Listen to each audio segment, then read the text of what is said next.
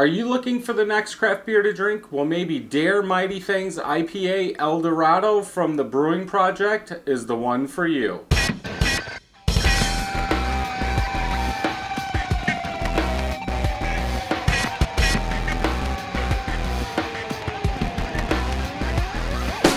Welcome back, everybody. So we are going to try the Dare Mighty Things El Dorado version.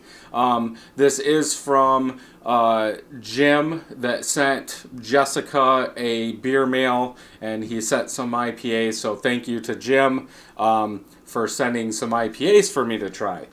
So this is the El Dorado version of it, 6.4%. Now, on Untappd, it is saying this is a New England IPA. I will roll it just a tiny bit, as that's what we seem to do in all our beer reviews. Obviously, Jessica's not big into IPAs and some New England IPAs, so I'm drinking it. Almost the same color as the standard, I guess, version of this. It is a little different. Just looking at it, it's not as murky. Good smell already coming off. We do have a lot more medium bubbles on the head than we did the standard version. About 2 fingers of head on this one. I did pour it a little bit more aggressive. I don't think this one had a date either. No. Date and ABV is not on the bottle. The head is the same, soapy, bubbles are all tight together. If we look at it, more of a very, or like an extra pulp orange juice color. Very hazy, can't see through it at all, can't see any bubbles coming up. Let's go ahead and get a smell. Oh, to me, a lot more sweet, candied fruit is what I'm getting out of this. There is more pine in this one than the standard. I almost should have done a like side by side.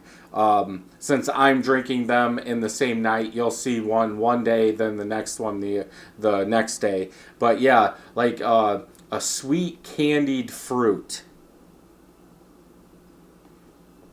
with more pine and citrus. Like the citrus and pine are about even. If you take out that candied fruit, it almost smells like I'm going to say a traditional IPA that is citrus and pine. Yeah, good smell. Okay, let's get a drink.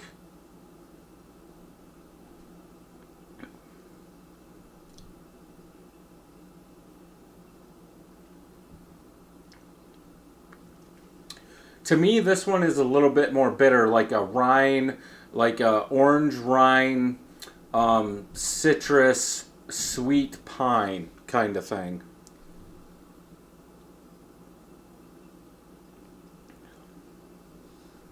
Yeah, you get that rind, that bitterness, kind of tartness in there. Then like a sweet pine with some bitterness going down a little bit more than the standard one.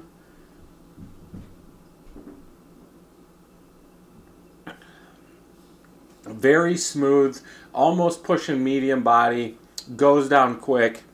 No alcohol at all, but I don't think you would get this. Now, see, on this one, I would say this is more towards a IPA than a New England IPA, just because of that bitterness from that peel that I'm getting.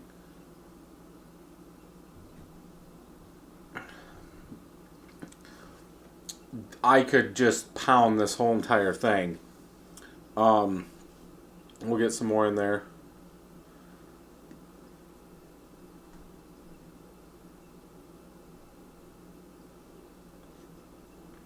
There we go.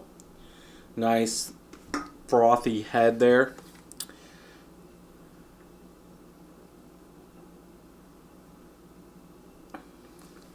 Yeah. Yeah, definitely a different kind of New England IPA. I do like it. Not as well as the standard. I would have to go with a 4 out of 5.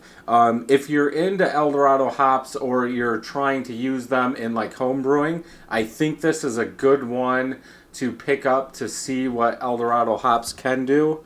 I don't know what other hops they use in this, but we'll go 4 out of 5. Let's see if they actually say so.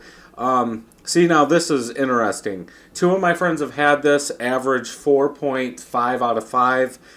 752 ratings, average 4.24. Now, I'm guessing that's because of the more traditional IPA taste in this one. So people are liking it more. I could be wrong, but that's what I'm going with. Yeah, not a description on this one like there was the other. But yeah, if you're into El Dorado hops or if you want to use them, I use them in my New England IPAs, not to this extent, but I like more of that citrus flavor, so that's what I use more. But definitely a different beer. If you can pick any of these up, I would get the standard in this. I'm saying that because these are the only two I've had. But I think you can tell the difference in what the El Dorado hops are bringing. More of a citrus pine than a fruitiness in there. Yeah, definitely good. Definitely a good one to pick up and try. I would pick this up all the time and drink it also. If they ran out of the standard, I would get this. But again, I've only had the standard and this one. But yeah, very good. So that'll wrap up this beer review. Until next time, happy brewing.